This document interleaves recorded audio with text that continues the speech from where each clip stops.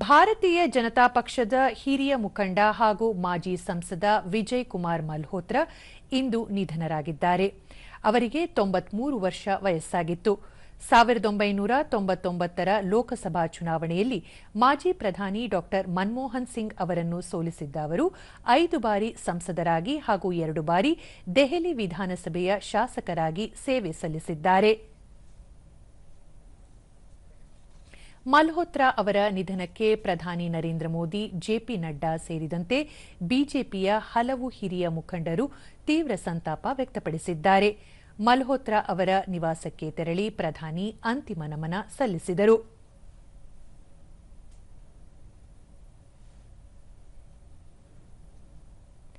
ಈ ಕುರಿತು ತಮ್ಮ ಎಕ್ಸ್ ಖಾತೆಯಲ್ಲಿ ಪ್ರತಿಕ್ರಿಯಿಸಿರುವ ಪ್ರಧಾನಿ, ವಿಜಯ್ ಕುಮಾರ್ ಮಲ್ಹೋತ್ರಾ ಅವರು ಜನರ ಸಮಸ್ಯೆಗಳ ಬಗ್ಗೆ ಆಳವಾದ ತಿಳುವಳಿಕೆ ಹೊಂದಿದ್ದ ಅತ್ಯುತ್ತಮ ನಾಯಕ ಹಾಗೂ ದೆಹಲಿಯಲ್ಲಿ ಬಿಜೆಪಿಯನ್ನು ಬಲಪಡಿಸುವಲ್ಲಿ ಅವರ ಕೊಡುಗೆ ಅಪಾರವಾಗಿದೆ ಎಂದು ಸ್ಮರಿಸಿದ್ದಾರೆ.